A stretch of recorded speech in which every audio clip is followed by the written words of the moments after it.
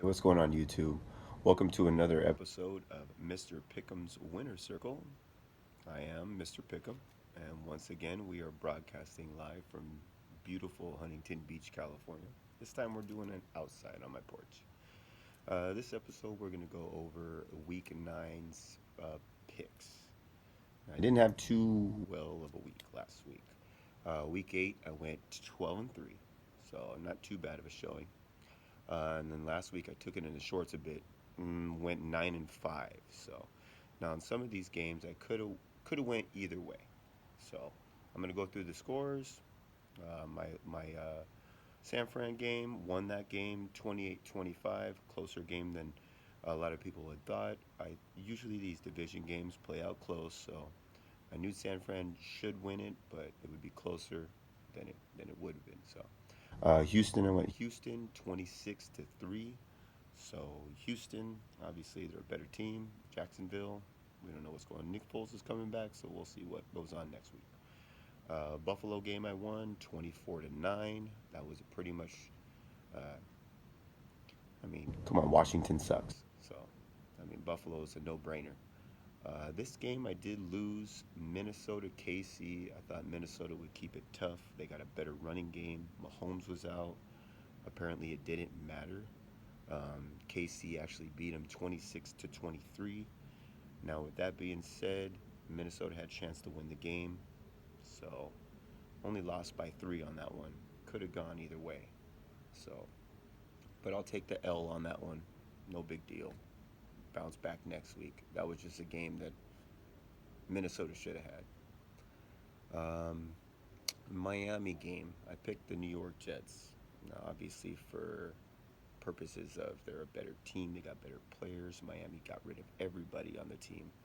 So I figured, fuck, New York Jets should get this. They got to win. They beat the Dallas Cowboys. Even though they're playing on the road, they should be able to beat the fucking winless Dolphins. Nope. Fucking Jets. I don't even know who the fuck they are. They're one team. They're a great team one week, beating the Cowboys, and then they haven't done shit. They haven't done dick all week, so or all year. Anyways, done with that team. I'm not sure about Sam Darnold. I'm not. I think Adam Gase just lost the team. So going forward, I'd watch those Jets. I think the team is just tanking for the sake of the coach, like in spite of the coach. All right, next up we got the Philadelphia Eagles beating the Chicago Bears 22-14. Now, picked Philly. Chicago's in shambles. I don't know what they're doing. Their defense is good, but Mitchell Trubisky's got to go. They're already having talks about Sam uh, Andy Dalton coming from the Bengals. They're going to get him in the offseason. So we'll see. I think Trubisky's done. I don't like the Chicago Bears. Um, Next up, this is another one that was close that I lost. Uh, Pittsburgh beat Indianapolis 26-24. Now, Indy had that game. They should have won that game. Jacoby Brissett got hurt. So a lot of that was, they were just trying to fit together the pieces as things were falling apart. Playing in Pittsburgh, you know what I mean? They lost by 2. So 2 of my losses, I lost by 3 or less points. Come on now. I could easily be 11-3. So, uh, just crazy games. It's a crazy week. The Carolina game, I got the Carolina game right, 30-20. I thought Carolina would have a better running game against that Tennessee defense, which happened. I did pick Oakland. Oakland got 31-24 over Detroit. So, I thought Oakland was a better team. They play tough. They're in the running for first place. If they string together a couple wins, they beat the Chargers this Thursday. If they do, they have a chance to, knock on the door of the Chiefs and take that division. So look out for Oakland. Seattle game I won 40-34, even though it was in overtime. Jameis Winston came to play. He didn't throw a lot of interceptions. I don't even think he threw an interception. So, he was playing tit for tat with Russell Wilson. Russell Wilson's the MVP. So you can't fuck with the MVP. And Pete Carroll knows his shit. So,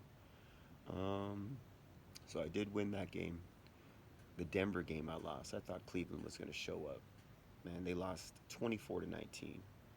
Cleveland had a chance to. I know uh, they had a fourth down where they could have got that fourth down from Baker Mayfield, and I think it was a bad spot, to be honest with you. He should have got that. So, I mean, that could have extended the drive.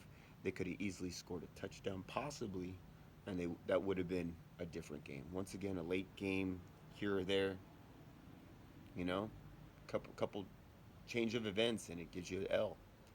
And then nobody saw this one. The Chargers beating the Green Bay Packers. Nobody saw that one coming. Aaron Rodgers is lights out.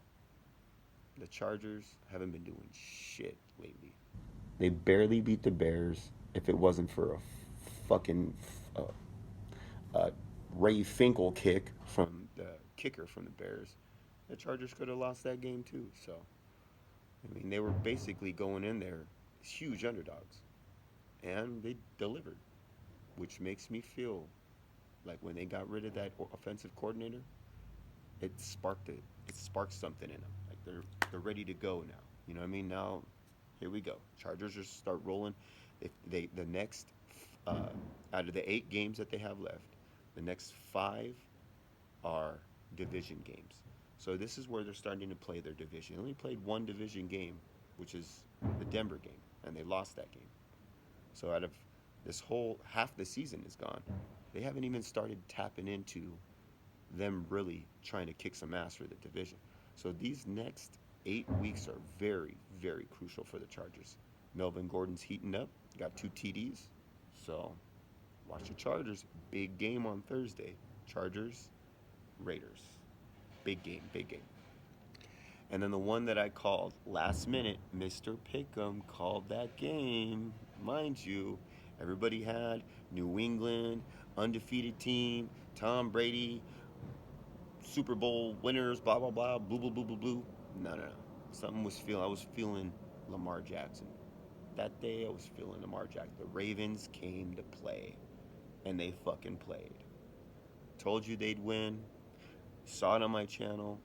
You saw me say it 4 days, 5 days ago, prior to the game even starting. I did my analysis. I had a feeling Mr. Pickham has these feelings, and the feeling was Baltimore.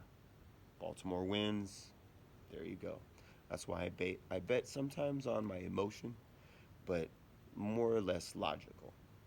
My logical reason was A, they're playing in Baltimore. B, Baltimore's no pushover. They got a good defense. John Harbaugh has beat the Patriots and Bill Belichick before. So he knows how to game plan. Both coaches have been in the league for at least 10 years, right? I mean, they know what they're doing.